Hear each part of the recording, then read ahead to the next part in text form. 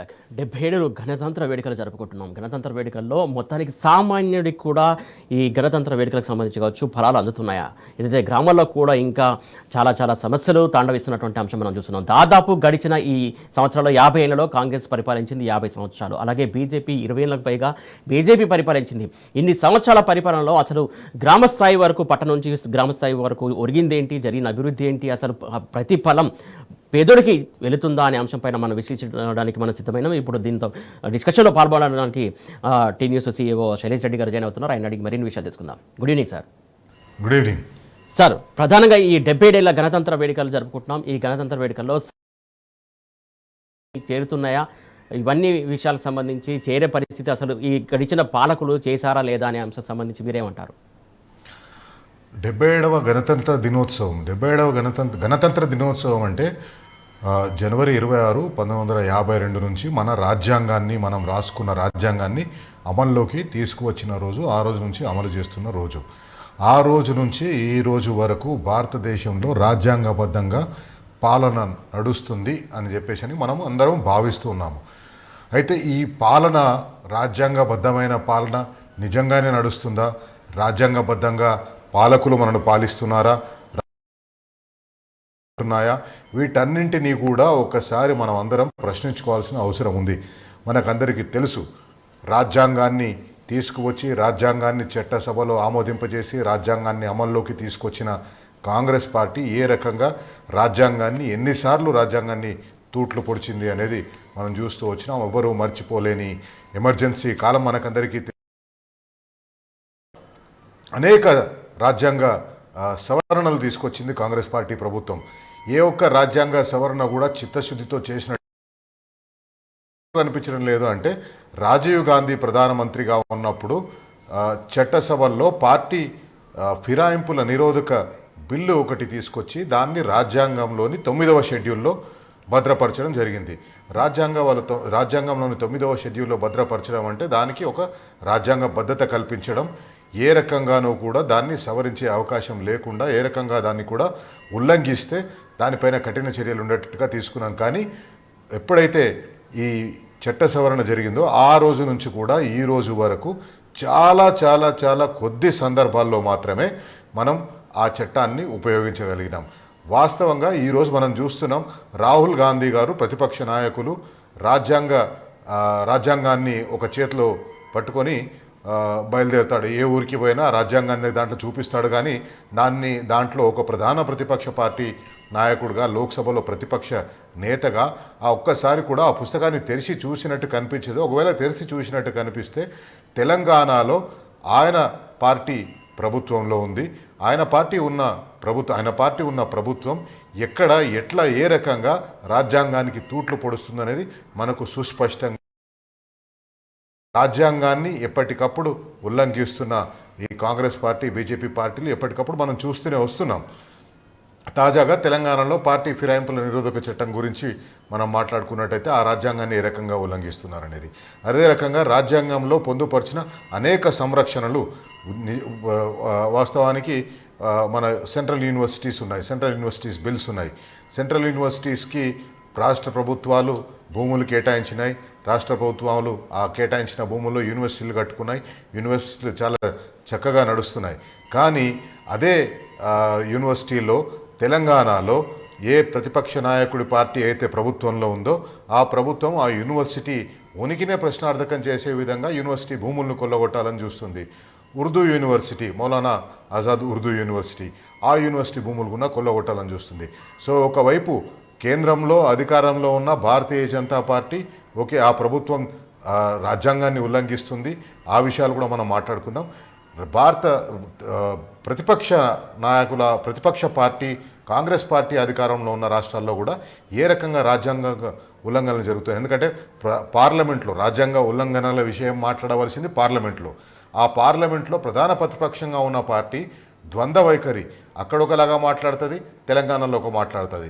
ఢిల్లీలో ఏమో ఢిల్లీలో పార్లమెంట్లో కూర్చొని పార్లమెంట్లో మాట్లాడుతున్నప్పుడు రాజ్యాంగాలు ఉల్లంఘిస్తున్నారు, అంబేద్కర్ గారు రాసిన రాజ్యాంగాన్ని వీళ్ళు పాటించడం లేదు అని ఒకటే అదరగొడుతుంటారు. కానీ ఇక్కడ తెలంగాణ విషయానికి వచ్చేసరికి అదే రాజ్యాంగాన్ని ఏం చేస్తున్నారంటే రాహుల్ గాంధీ మూతికి జిప్ వేసుకొని కూర్చుంటాడు.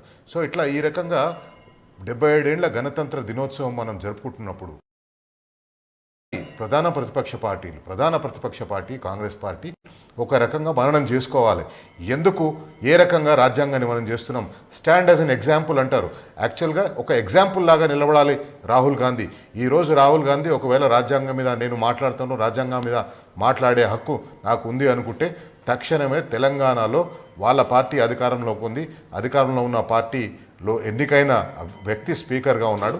ఆ స్పీకర్కు వెంటనే చెప్పి ఎవరైతే మీరు ఎమ్మెల్యేలు పార్టీ ఫిరాయించిన ఫిర్యాదులు వచ్చినాయో వాళ్ళని డిస్క్వాలిఫై చేయండి అని చెప్పాలి. ఎన్నికల ముందు బహిరంగ సభలో మాట్లాడుకుంటూ న్యాయపాత్ర అన్నాడు. అది ఎవరికి అందని పాత్రగా దాన్ని చేసేసి ఏ ఒక్కరికి కూడా న్యాయం జరిగే పరిస్థితి లేదు. సో రాజ్యాంగాన్ని ఉల్లంఘిస్తున్న అంశాల్లో మొదటి స్థానంలో దాంట్లో మొదటి స్థానంలో ఉన్నది కాంగ్రెస్ పార్టీ. ఈ కాంగ్రెస్ పార్టీ ఇది గ్రహించిన రోజే నిజంగా ఇది వాస్తవంగా మనం మనఃపూర్వకంగా జరుపుకుంటున్న గణతంత్ర దినోత్సవం అవుతుంది, కానీ వేరే కాదు. సార్, ముఖ్యంగా చూసుకుంటున్నట్లయితే ఇది ప్రధాన ప్రతిపక్ష హోదాలో ఉన్నటువంటి ఆయన మొత్తానికి దేశానికి ప్రధాన ప్రతిపక్షన అనుకోవాలా, కొన్ని రాష్ట్రాలకే ప్రధాన ప్రతిపక్ష హోదాలో ఉన్నారనుకోవాలి రాహుల్ గాంధీ. ప్రధానంగా పక్క రాష్ట్రంలో వెళ్ళినప్పుడు అక్కడ ఓట్ చోరీకి సంబంధించినటువంటి పదే ప్రస్తావించాడు. మరి తెలంగాణ రాష్ట్రంలో కాంగ్రెస్ ప్రభుత్వం ఉంది, ఇక్కడ కూడా ఓట్ చోరీ జరిగింది. దానికి సంబంధించి ఏనాడు కూడా ఒక్కసారి కూడా ప్రస్తావించినటువంటి దాఖలాలు మనం చూడలేదు. ఎందుకోసం అనుకోవాలి ఆయన? తెలంగాణలో జరిగింది ఓట్ చోరీ కాదు. ఓట్ చోరీ జరిగితే ఏదో కొన్ని ఓట్లు పోతాయి, ఓట్లు పోనట్టయితే. కానీ తెలంగాణలో ఏకంగా ఎమ్మెల్యే చోరీనే జరిగిపోయింది. ఎందుకంటే 10 మంది ఎమ్మెల్యేలను మనం చూసినాం. ఇంత స్పష్టమైన ఆధారాలు. రాహుల్ గాంధీని ఢిల్లీలో పోయి కలిసినా కూడా ఇక్కడ స్పీకర్ వాళ్ళు కలవలేదు కాబట్టి క్లీన్ చిట్ ఇచ్చేస్తున్నారు వాళ్ళకి. రాహుల్ గాంధీ కూడా దీని విషయంలో మాట్లాడతలేడు. సో రాహుల్ గాంధీ ఒక ద్వంద్వ వైఖరితో ఉన్నాడు. రాహుల్ గాంధీకి అసలు ఏ రకంగానూ కూడా చిత్తశుద్ధి లేదు రాజ్యాంగం పట్ల, భారతదేశ గణతంత్రం పట్ల. భారతదేశ గణతంత్రాన్ని సంరక్షించాలనే చిత్తశుద్ధి ఏమాత్రం రాహుల్ గాంధీకి లేదు. ఉన్నట్టయితే ఈ రకంగా తెలంగాణలో పరిపాలన కొనసాగేది కాదు. ఈ రకంగా తెలంగాణలో ఎమ్మెల్యేని కాంగ్రెస్ పార్టీ కొనేది కాదు. ఈ రకంగా ఎమ్మెల్యేలు తమ వైపు ఉన్నా కూడా ఎమ్మెల్యేలు వాళ్ళంతకు వాళ్ళే. మీరు మొన్ననే చూసిండ్రు సంజయ్ గారు అంతకంటే 2-3 రోజుల ముందే స్పీకర్గా నేను బీఆర్ఎస్ పార్టీలో ఉన్నానని చెప్తారు. కానీ ఆ తర్వాత ఆయన గాంధీ భవన్లో పోతారు. గాంధీ అక్కడ జగిత్యాల మాజీ ఎమ్మెల్యే ఆయననే ప్రశ్నిస్తాడు. స్పీకర్ నిన్నగాక మొన్న ఈయన బీఆర్ఎస్ పార్టీలో ఉన్నాడని చెప్పిండ్రు. ఈరోజు మీరు కాంగ్రెస్ పార్టీ మీటింగ్కి ఆయనకి ఎట్లా పిలుస్తారని చెప్పేసినది. సో కాంగ్రెస్ పార్టీ ఒక సర్కస్ కంపెనీ లాగా తయారైనట్టు మనకి ఇక్కడ కనిపిస్తుంది స్పష్టంగా. ఎందుకంటే వాళ్ళు నోటితో చెప్తూ నొసటితో ఎక్కిరిస్తున్నారంటగా నోటితోటి ఒకటి చెప్తారు, నుదుటితోటి ఇంకొక రకంగా ఇండికేషన్ ఇస్తారు. రాజ్యాంగాన్ని పరిరక్షిస్తామంటున్నారు, అదే రాజ్యాంగాన్ని తూట్లు పొడుస్తూ ఉంటారు. కాబట్టి కాంగ్రెస్ పార్టీ చాలా స్పష్టంగా ఈరోజు భారతదేశంలో గణతంత్రం ఇంత దయనీయ పరిస్థితుల్లో ఉంది రాజ్యాంగం అమలు విషయంలో అంటే దానికి కాంగ్రెస్ పార్టీ ప్రధాన కారణం. సార్, ప్రధానంగా రాజ్యాంగాన్ని అడ్డం పెట్టుకుని అటు కాంగ్రెస్ పార్టీ ఇటు బీజేపీ పార్టీ రాజ్యాంగానికే తూట్లు పడుతుంది అనుకోవాలా? అఫ్ కోర్స్ తప్పనిసరి పాలన పేరు మీద అధికారంలోకి వచ్చి పారదర్శక పాలన అంటూ అధికారంలోకి వచ్చి తర్వాత 2024లో కాంగ్రెస్ పార్టీ ఇచ్చినటువంటి ఒక మేనిఫెస్టో, జాతీయ స్థాయిలో ఉన్నట్టు మేనిఫెస్టోలో there is one section called defending the constitution అని చెప్పని మీకు మేనిఫెస్టోలో కనబడుతుంది. Anybody can type in Google type చేస్తే మేనిఫెస్టో నేషనల్ కాపీ వస్తుంది. దాంట్లో one of the sections is defending the constitution. రాజ్యాంగాన్ని ఎట్లా కాపాడుకోవాలా, పౌరుల హక్కులను రాజ్యాంగం ద్వారా ఎట్లా కాపాడాలా, ఏ సెక్షన్స్, ఏ ఆర్టికల్స్, ఏ అమెండ్మెంట్స్ తేయాలని చెప్తూ అందులో 13వ point if I remember is 10th schedule amendment enabling the automatic disqualification of MLAs or public representatives who are defected from one party to other అని చెప్పని దాంట్లో రాస్తారు. దానికి హిపోక్రసీ ఏంటంటే ఇవాళ 2 ఏళ్ల తర్వాతే కాదు, ఆ రోజు ఆ మేనిఫెస్టో రాహుల్ గాంధీ గారు అనౌన్స్ చేస్తుంటే వెనుక బీఆర్ఎస్ ఎమ్మెల్యే అప్పుడు ఎంపీగా పోటీ చేస్తున్న దానం నాగేందర్ గారు, తర్వాత ఖమ్మం జిల్లాకు చెందినటువంటి ఒక వెంకట్రావు గారు ఇద్దరు కూడా వెనుక నిలబడి ఉంటారు.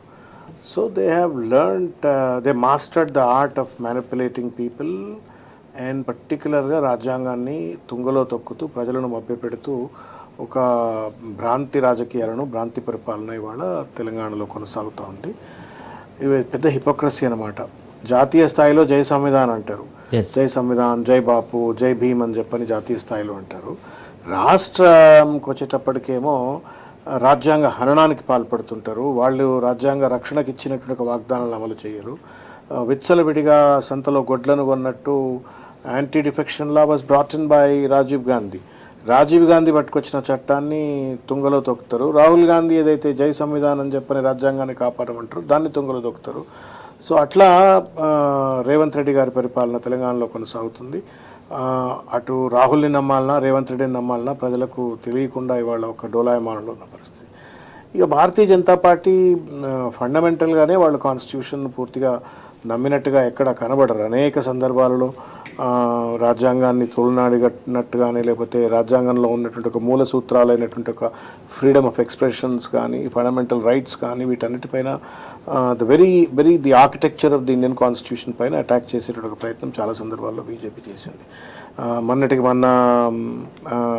చర్చలు జరగాల, డెమోక్రాటిక్ డైలాగ్ జరగాల అని చెప్పని కోరుకున్నటువంటి సోకాల్డ్ మావోయిస్టులు ఎవరైతున్నారో వాళ్ళను బూచకొత్త కోసిన వైనం కావచ్చు, ఇవన్నీ కూడా ఏంటంటే కొంత ఆ స్పిరిట్ ఆఫ్ డెమోక్రసీని కాంగ్రెస్ ఏమో డెమోక్రసీ కాపాడాలా అని చెప్తూనే దాన్ని తుంగలో దొక్కుతూ ఉన్నారు.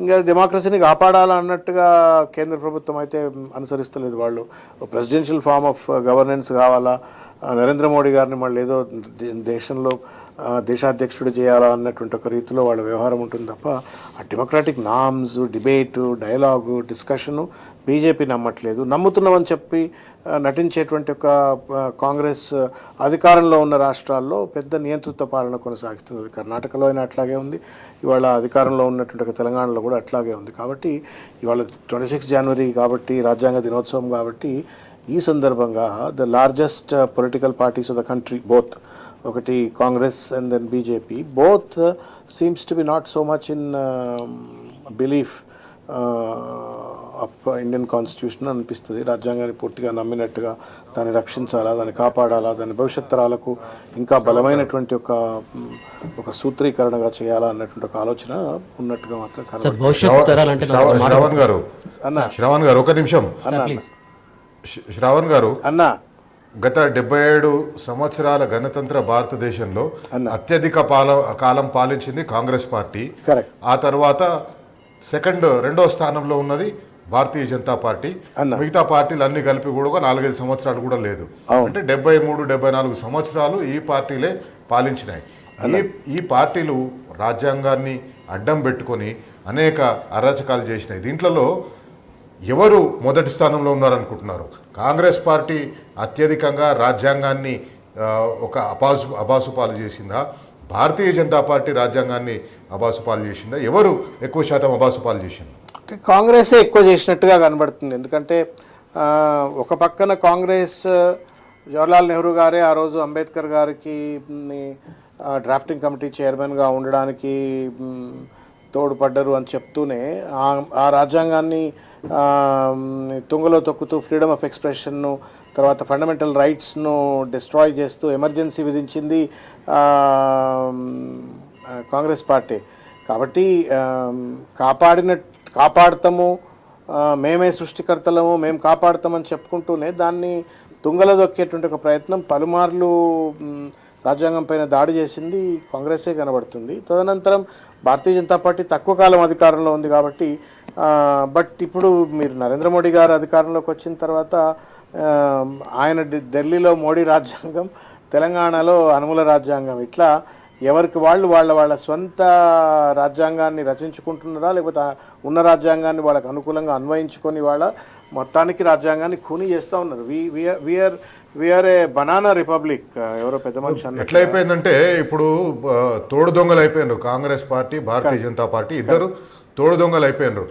ఒకరు అంటే నేను కొట్టినట్టు చేస్తాను, ఏడ్చినట్టు చేయనడం.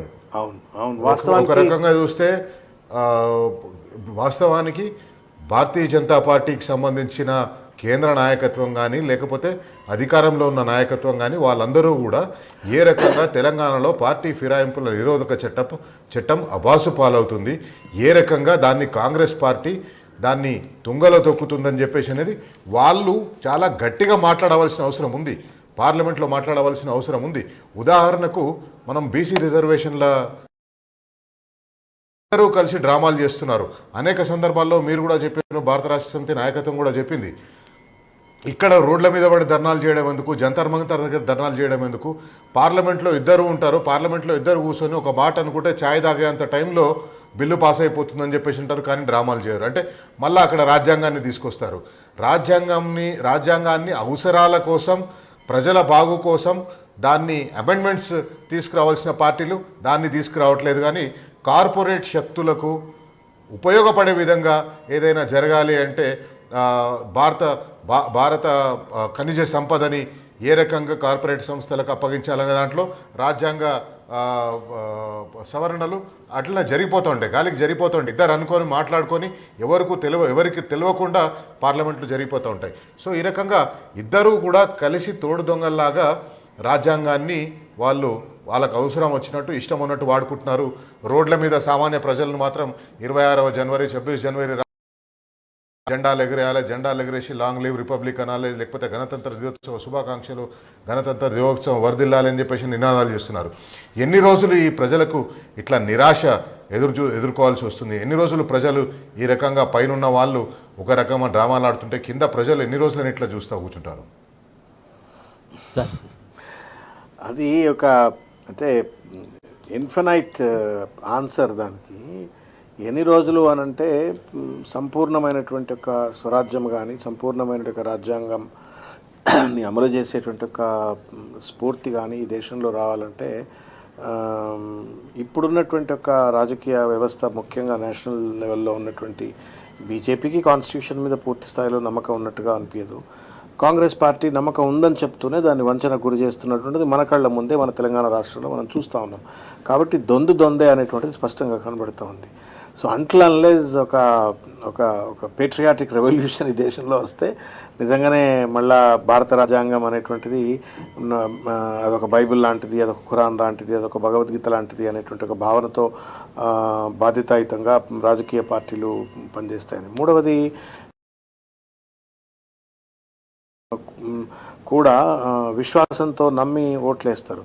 ఓట్లేసిన తర్వాత అధికారంలోకి వచ్చిన తర్వాత బోడమల్లయ్య అన్నట్టుగా ప్రజలను ఓట్లేసే యంత్రాలుగా మలుచుకొని మౌలిక రాజ్యాంగ సిద్ధాంతాలను, సూత్రాలను తుంగలో దొక్కుతూ ఇవాళ రాజకీయాన్ని వ్యాపారంగా మార్చేసి, రాజకీయాన్ని ఒక పెట్టుబడి స్వామ్యంగా మార్చేసి ఇవాళ పెద్ద ఎత్తున ఒక దోపిడీ వ్యవస్థను ఇవాళ బీజం వేస్తూ ఉన్నారు. కేంద్రంలో ఉన్న బీజేపీలో ఉన్నటువంటి ఒక అధికారంలో ఉన్న బీజేపీ కానీ, లేకపోతే ఇవాళ కాంగ్రెస్ పార్టీ తెలంగాణలో కానీ చేస్తున్నటువంటి ఒక పరిస్థితి.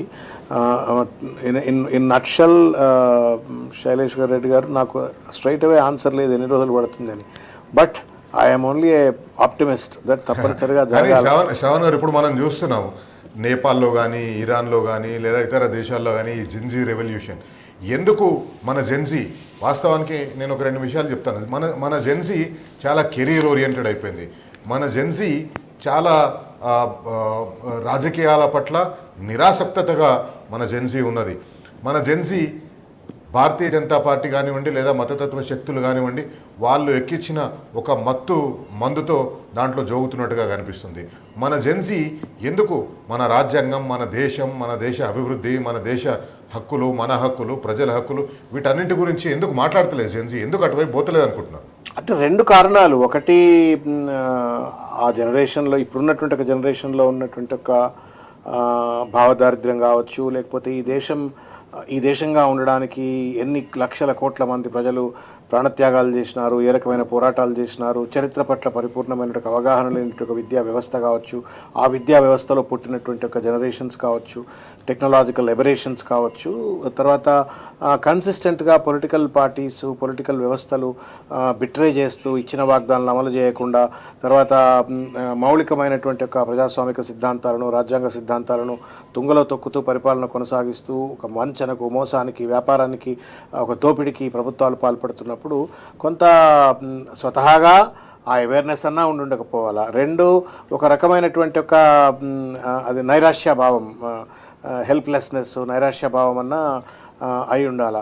మూడవది ఏమైపోయిందంటే మూడవది తెలంగాణ ఉద్యమం ఒక దారి చూపించింది. తెలంగాణ ఉద్యమంలో ఏ రకంగా ప్రజలందరూ కూడా రాజ్యాంగం మాకు కల్పించిన హక్కు ఆర్టికల్ 3 ప్రకారం మీరు తెలంగాణ రాష్ట్రాన్ని ఏర్పాటు చేయొచ్చు, ఆర్టికల్ 3 ప్రకారం తెలంగాణ రాష్ట్రాన్ని ఏర్పాటు చేయండి అని తెలంగాణ సబ్బండ వర్గాలు, విద్యార్థులు, ఉద్యోగులు, నిరుద్యోగులు అనేక మంది రోడ్ల మీదకి వచ్చిండ్రు. అది ఒక రకంగా చూడాలంటే ఈ జెన్జీ ఉద్యమమే 2009 నుంచి 2013 మధ్యలో. ఈరోజు మనం నేపాల్లో ఏదో చూస్తున్నామో, ఈరోజు మనం ఇరాన్లో ఏదైనా చూస్తున్నామో, లేకపోతే ఇతరత్ర యూరోపియన్ కంట్రీల్లో ఏదైతే మనం చిన్న చిత్తగా చూస్తున్నామో అది తెలంగాణ 2009-14 మధ్యలోనే చూపించింది.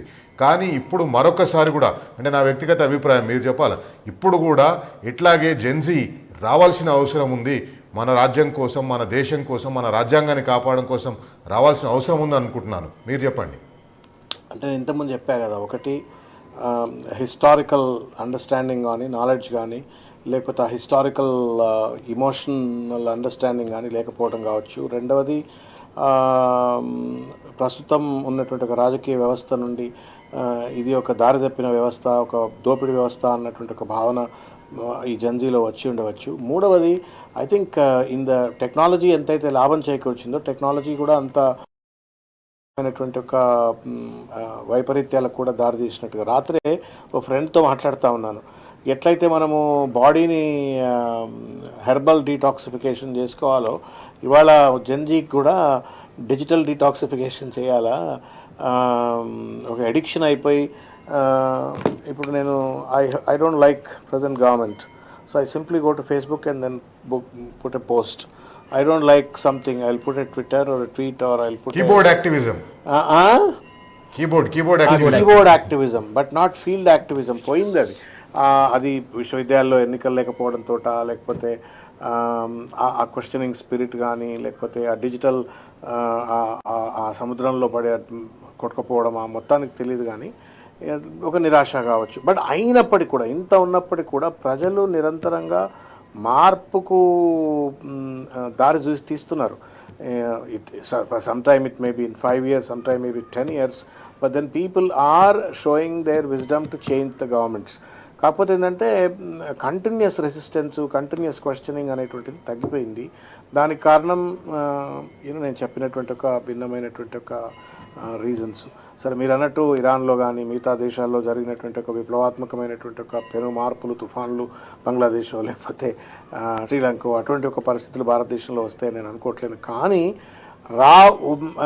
అంతకంటే ఇవాళ బంగ్లాదేశ్ లేకపోతే శ్రీలంకనో అటువంటి ప్రాంతాల కంటే కూడా దుర్మార్గమైనటువంటి ఒక వ్యాపార మనస్తత్వంతో ఇలా ప్రభుత్వాలు నడుస్తున్నాయి. ఇవాళ పేదవాడు ఇంకా పేదగాడినే ఉంటున్నాడు, ధనికుడు ఇంకా ధనికుడు అయిపోతూ ఉన్నాడు. ఇప్పటికి కూడా మౌలికమైనటువంటి ఒక విద్యా, వైద్య సదుపాయాలు ఇంకా కూడా పూర్తి స్థాయిలో పేద ప్రజలకు అందుబాటులో లేకపోవటం, అందుబాటులో రావాలంటే విచ్చలవిడిగా డబ్బులు ఖర్చు చేయాల్సినటువంటి ఒక పరిస్థితి. ఇల్లు పుస్తమెట్టలు అమ్ముకుంటే తప్ప పిల్లలకు చదువో లేకపోతే చిన్న రోగం వస్తే కూడా డబ్బులు పెట్టలేనట్టు ఒక దుర్భరమైన పరిస్థితులు ఇవాళ కూడా సమాజంలో ఉన్నాయి. కాబట్టి వీ నీడ్ టు క్వశ్చన్. అది ఈ దేశాన్ని బలంగా ఇంకా ముందుకు తీసుకెళ్లాలంటే రాజ్యాంగం ఇచ్చినటువంటి ఒక ఫ్రీడమ్ ఆఫ్ ఎక్స్ప్రెషన్, ఏదైతే ప్రశ్నించే తత్వంకి పునాదైనటువంటి ఒక భారత రాజ్యాంగం ఇచ్చినట్టు ఒక హక్కును తప్పనిసరిగా వాడుకోవాలా. మీరు ఆ దిశగా ముందుకెళ్ళవలసిన అవసరం ఉంది. కాకపోతే ఏంటంటే ఎక్కడో ఒక దగ్గర నిరాశ, ఇనర్రా భయ్, నాకు కాస్ట్ సర్టిఫికేట్ కావాలంటే పైరవి చేసుకోవాలా, నాకు ఇన్కమ్ సర్టిఫికేట్ కావాలంటే నేను పైరవి చేసుకోవాలా, నేను చిన్న ప్లాట్ కొనుక్కుంటే నా కష్టంతో నేను ప్లాట్ కొనుక్కుంటే నేను ఆర్ఆర్ ట్యాక్సులు ఇవ్వాలా, నేను రిజిస్ట్రేషన్ ఆఫీస్లో పోతే డబ్బులు ఇవ్వాలా. ఒక విచ్చలవిడిగా ఒక దుర్మార్గమైనటువంటి ఒక కరప్షన్ కావచ్చు, పొలిటికల్ కరప్షన్ కావచ్చు, బ్యూరోక్రాటిక్ కరప్షన్ కావచ్చు, ఏది చేయాలన్నా పైరవి చేయాలా, ఏది సీదా జరగదు. ఈ భావన ఎప్పుడైతే వస్తుందో, సర్లే అడిగినా అడగకపోయినా ఒకటే కదా అనేటువంటి ఒక భావనలో కూడా సమాజం వదిలిపెట్టేటువంటి ఒక పరిస్థితి ఉంటుంది. But that is not an answer. If you really want to protect this nation for the future generations, people have to get out of that so-called limitations that they have defined to themselves and then start questioning, start fighting. అప్పుడే ఈ దేశం బాగుపడుతుంది, రాజ్యాంగం బలపడుతుంది. మనం ఇవాళ 26 జనవరి నాడు జెండాకు దండం, భారత జాతి జెండాకు వందనం చేసినా, లేకపోతే 15th ఆగస్టు నాడు భారత జాతి జెండాకు సెల్యూట్ చేసినా దానికి అర్థం ఉంటుంది. లేకపోతే ఏదో సింబాలిక్గా ఆ రోజు it's an official festival, government festival, సదరం పెట్టాలి కాబట్టి పెట్టినామంటాం. నిజమైన జాతి జెండా వందనం ఏంటి అంటే రాజ్యాంగంలో ఉన్నటువంటి ఒక సూత్రాలను మనం పాటించాలా, పాటించేటట్టుగా ప్రభుత్వాలపైన, రాజకీయ వ్యవస్థపైన, బ్యూరోక్రాటిక్ వ్యవస్థపైన తప్పనిసరిగా ఒత్తిడి పెట్టాలి. పెట్టినప్పుడు మాత్రమే that is the true democracy, that is the true spirit of the constitutional values అడహరెన్స్ అని చెప్పి నేను అనుకుంటాను. చట్టసభల్లో ప్రజల పక్షాన మాట్లాడే ప్రజాప్రతినిధుల వాయిస్ అణిచివేతకు గురవుతుందని మీరు భావిస్తున్నారా? అంటే ఇప్పుడు ఇవాళ తెలంగాణలో జరిగినటువంటి ఒక ప్రహసనం ఏంటి అంటే, అంటే ప్రహసనం కాదు, ఒక దుర్మార్గమైనటువంటి పరిణామక్రమం ఏంటి అంటే, వీళ్ళు కాంగ్రెస్ అధికారంలోకి వచ్చే ముందు ఎన్నికల్లో అనేక వాగ్దానాలు వాళ్ళు చేసినారు. మేము భారత రాజ్యాంగాన్ని కాపాడుతాము, జై సంవిధాన్ అని చెప్పని, జై బాపు, జై భీమ్ అని చెప్పని రకరకాలైనటువంటి ఒక నినాదాలతో, తర్వాత ఒక నీతివంతమైనటువంటి ఒక పరిపాలన అందిస్తాము అని చెప్పని అధికారంలోకి వచ్చినారు. వచ్చిన తర్వాత వాళ్ళు చేస్తున్నటువంటి ఒక తీరంతా కూడా ఒక రాజకీయ వ్యభిచారం. ముఖ్యంగా ఎమ్మెల్యేల కొనుగోళ్లు కావచ్చు, తర్వాత చట్టంలో అంత స్పష్టమైనటువంటి ఒక డిస్క్వాలిఫికేషన్, స్పీకర్ వ్యవస్థను కంప్లీట్గా కూడా వాళ్ళ చెప్పు చేతుల్లో పెట్టుకొని కోర్టులను కూడా తప్పుదోరు పట్టిస్తూ స్పష్టంగా లాగులేసుకొని చిన్నపిల్లగారిని అడిగితే కూడా పార్టీ మారినరా అని చెప్తారు. అయినప్పటికీ కూడా స్పీకర్ కుర్చీలో కూర్చొని వాళ్ళు మారలేదు అని చెప్పని తనకున్నటువంటి ఒక కాన్స్టిట్యూషనల్ ఇమ్యూనిటీ, ఆ డిస్క్రిషనరీ పవర్ ఏదైతే రాజ్యాంగం ఇచ్చిందో దాన్ని మిస్యూజ్ చేస్తూ, అబ్యూజ్ చేస్తూ, తుంగలో దొక్కుతూ స్పీకర్ గారిని ఒక పప్పెట్గా చేసుకొని ఇవాళ కాంగ్రెస్ ప్రభుత్వం, రేవంత్ రెడ్డి గారి ప్రభుత్వం ఒక చిల్లర డ్రామాకు పాల్పడుతూ ఒక రకమైనటువంటి ఒక భయానక వాతావరణం ఇవాళ రాష్ట్రంలో నెలకొనేందుకు వాళ్ళు కారకులైనారు. రెండవది ప్రశ్న అసెంబ్లీ సార్, ఈవెన్ బయట కూడా ఇవాళ నిర్ద్వందంగా ఎవరన్నా ప్రశ్నిస్తే వాళ్ళపైన విచ్చలవిడిగా దాడికి పాల్పడతారు. Chief minister, cabinet ministers, but శాసనసభ్యులు కానీ లేకపోతే క్షేత్రస్థాయిలో ఉన్నటువంటి ఒక నాయకులు కానీ ఒక గుండాల లెక్క, రౌడీ లెక్క వ్యవహరిస్తూ ఇవాళ పడతా ఉన్నారు. పోలీసులు వాళ్ళతో కేసులు పెట్టిస్తూ ఉన్నారు, వాళ్ళ పైన బెదిరిస్తూ ఉన్నారు, జైళ్ళకు పంపించే ప్రయత్నాలు చేస్తూ ఉన్నారు. సో మొత్తానికి ఆ basic the spirit of freedom of expression నా అసెంబ్లీలో లేదు. మనం చూసినాం జగదీశ్వర్ రెడ్డి గారిని కొన్ని రోజుల పాటు అసెంబ్లీలో నుండి కూడా సస్పెండ్ చేసిన ఒక వైఖరిని చూసినాము.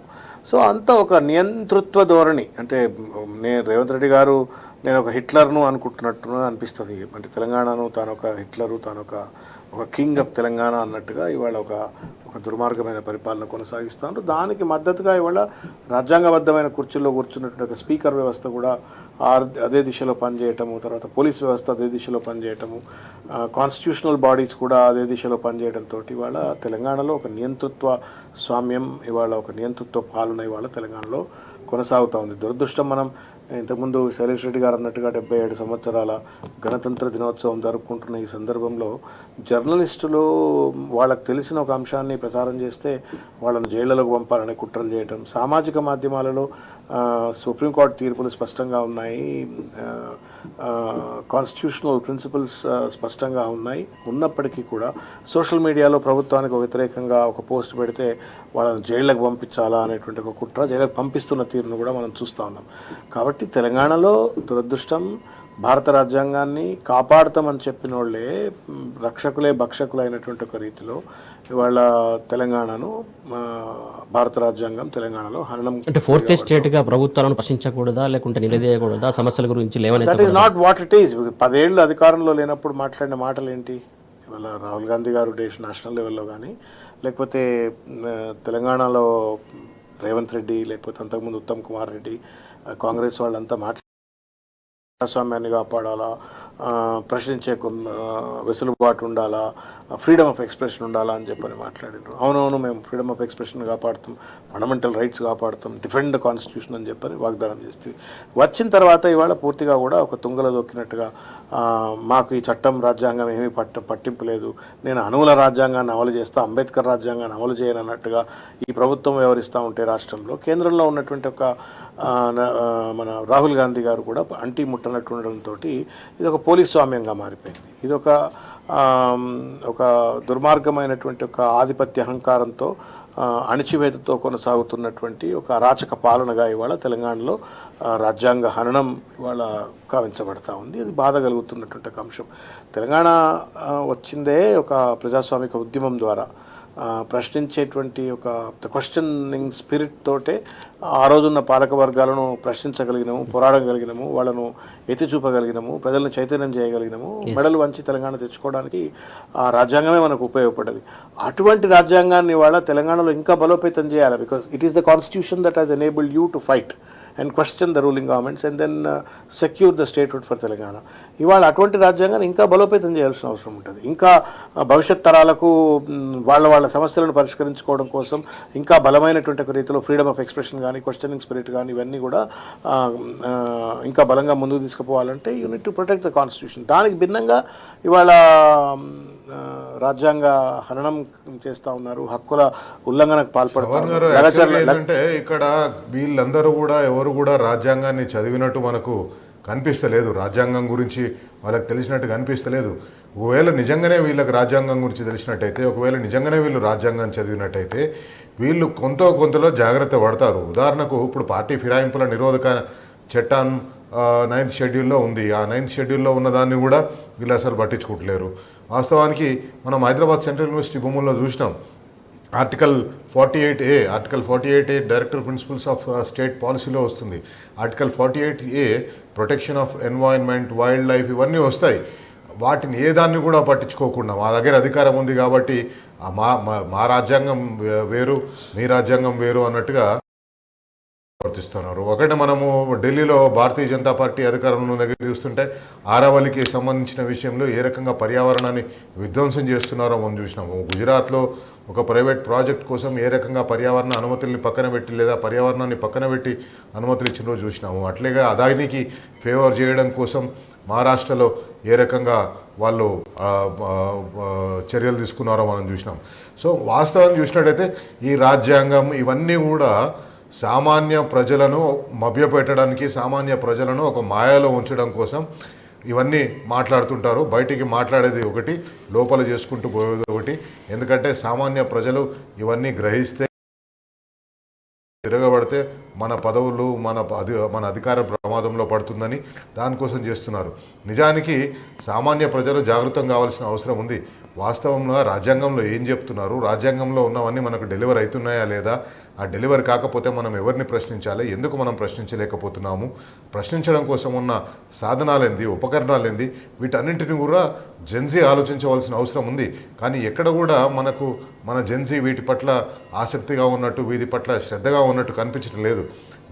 మీరు మంచి ప్రొఫెసర్, వెరీ వెల్ ఎడ్యుకేటెడ్, మీలాంటి వారు రాజకీయాల్లో ఉండడం నిజంగా అదృష్టంగా. మీరు చెప్పే మాటలు ఆ ప్రజల వరకు పోయిన నాడే, వాళ్ళందరూ విద్యార్థుల్లో, యువకుల్లో ఆ చైతన్యం వచ్చిన నాడే ఒక అర్థం ఉంటుంది. కానీ వాస్తవానికి ఎక్కడ కూడా ఆ ప్రయత్నం జరుగుతున్నట్టు కనిపిస్తలేదు. యూనివర్సిటీలు నిర్వీర్యం అయిపోతున్నాయి. యూనివర్సిటీల్లో విద్యార్థులు హాస్టల్లో, మెస్సుల్లో తిండి సరిగ్గా లేక, లేదా యూనివర్సిటీలో రిక్రూట్మెంట్లు లేక, అవి ఎన్ని లేక విద్యార్థులు వాస్తవంగా యూనివర్సిటీలో వాళ్ళు చదువుకునేది చాలా తక్కువగా అయిపోయింది. యాక్టివిజం కూడా చాలా తక్కువ అయిపోయింది. ఇవన్నీ ప్రజాస్వామ్యానికి ప్రమాదం అని అనిపిస్తుంది. వాస్తవం శైలేష్ రెడ్డి గారు, మీరు అన్నట్టుగా అంటే కొంత ఇండిఫరెంట్ యాటిట్యూడ్ అయితే వచ్చింది. రోడ్డు మీద మన కళ్ళెదురుగానే కత్తి తీసుకొని ఎవరైనా పొడుస్తుంటే, లేకపోతే మన కళ్ళెదురుగానే ఎవడైనా ఒక అమ్మాయిని పోతూ చెడాయిస్తే, లేకపోతే మన కళ్ళెదురుగానే ఏదో ఒక దొంగతనానికి ఎవడన్నా పాల్పడితే ఒకప్పుడు సమాజం తిరగబడుతుండే. పర్టికులర్గా యువకులు తిరగబడి అటువంటి ఒక విధ్వంసాలను, లేకపోతే ఆ దోపిడీ వ్యవస్థ నుండో, లేకపోతే అరాచకం నుండి కాపాడేట్లకు ప్రయత్నాలు చేస్తూ ఉండే. But for some reason I think రాను అది తగ్గింది ఒకటి.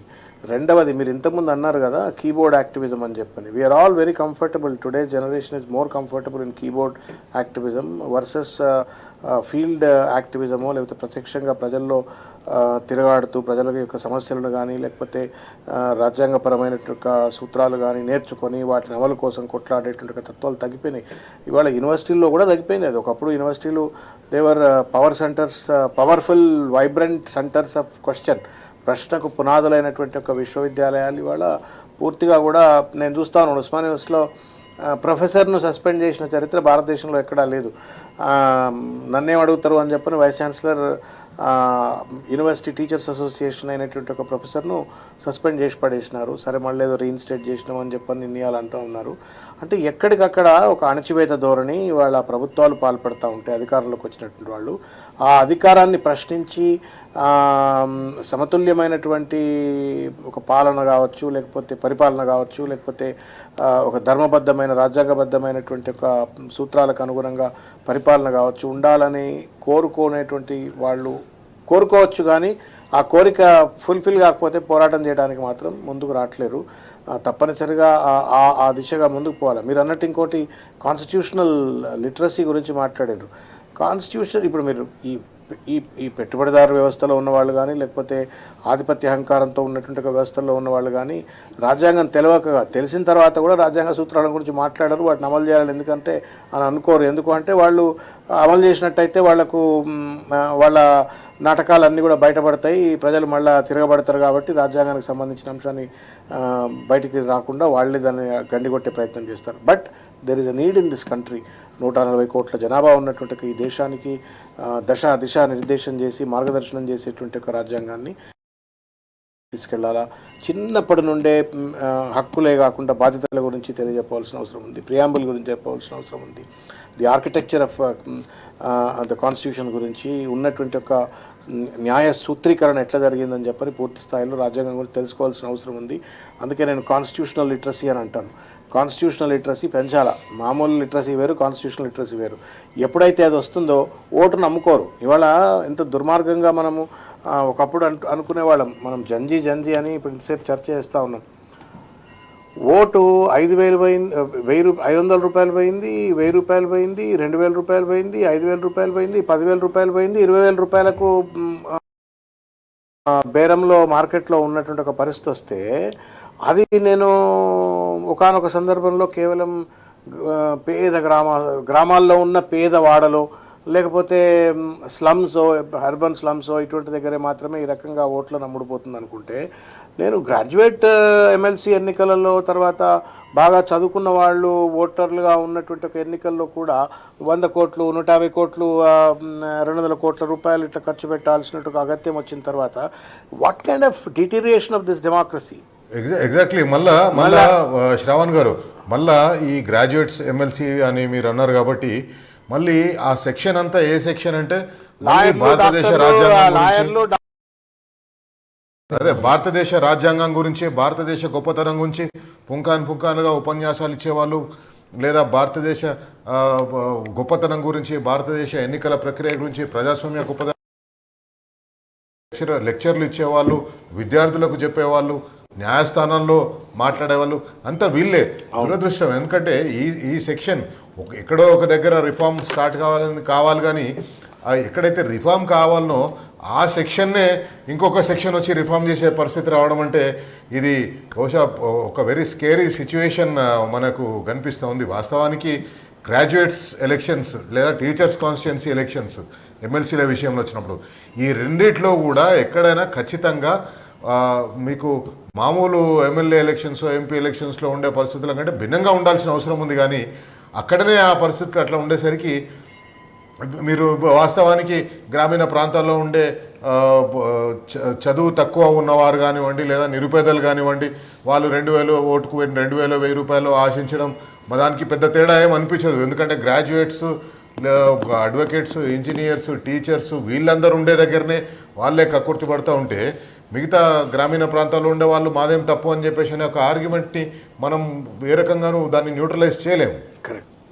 అందుకే అంటే ఇప్పుడు గుడ్డు ముందా కోడి ముందా అన్నదానికి ఆన్సర్ లేదు. కానీ తప్పనిసరిగా ఈ దేశంలో బలమైనటువంటి ఒక ప్రజాస్వామ్య వ్యవస్థ అంటే భారత రాజ్యాంగానికి నిజమైనటువంటి ఒక గౌరవం ఇంకా ఈ దేశంలో లభించాలంటే మాత్రం ఒక సరికొత్త ఆలోచన విధానం ఈ దేశంలో అవసరం.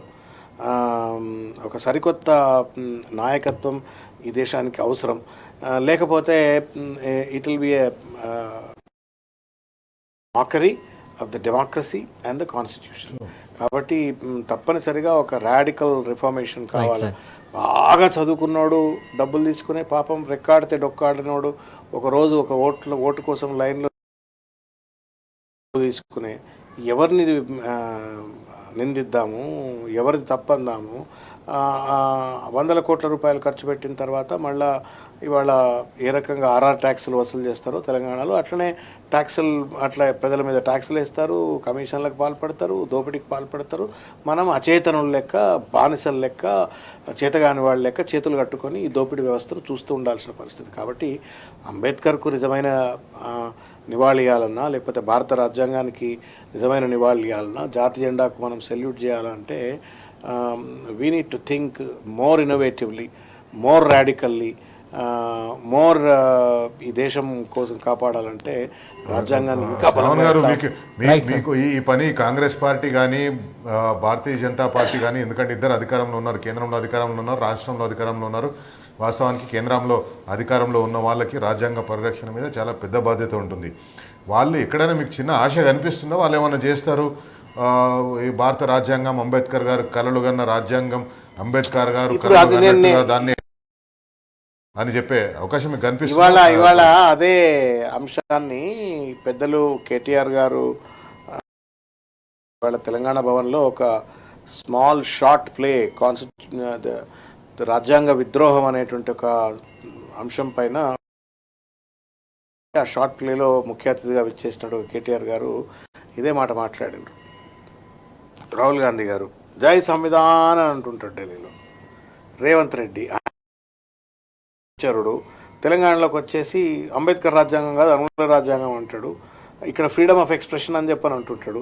ఇక్కడ no freedom for the expression, I will suppress you, I will imprison you in case you question me అని చెప్పని రేవంత్ రెడ్డి అంటుంటాడు. నో డిఫెక్షన్ అని చెప్పని ఇక్కడ రాహుల్ గాంధీ అంటుంటాడు. రేవంత్ రెడ్డి వచ్చేసేమో defections are right royal in Telangana అని చెప్పని సంతల గొడ్లను కొన్నట్టు కొంటా అని చెప్పని అంటాడు. అంటే పూర్తిగా ద్వంద్వ విధానం, హిపోక్రసీ అంటాం. అంటే ఢిల్లీలో ఎక్కడైతే నువ్వు అధికారంలో లేవు అక్కడ రాజ్యాంగం కాపాడబడాలి, నువ్వు అధికారంలో ఉన్న దగ్గర మాత్రం రాజ్యాంగం కాపాడకున్నా పర్వాలేదు అనేటువంటి ఒక రీతిలో ఈ ప్రభుత్వాలు పనిచేస్తూ ఉన్నాయి. ఇది కాంగ్రెస్ పరిస్థితి.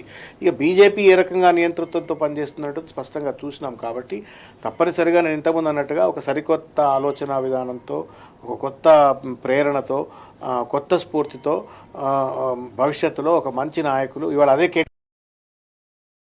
we need to be radically different to protect the constitution. ఉట్టి మాటలు కాదు, చేతలు ఉండాలా, ఆ విలువలతో కూడుకున్నటువంటి ఒక రాజకీయాలు కావాలని చెప్పని కోరుకున్నారు. అటువంటి నాయకులు ఇవాళ మనకు అవసరం ఉంది వాళ్ళ Telangana. Right sir, thank you sir Ravan garu, thank you so much అండి. Thank you sir Shailesh Reddy garu, thank you so much. ఇది ఇవాళ బరాబర్ అడుగుదాం. Keep watching T news.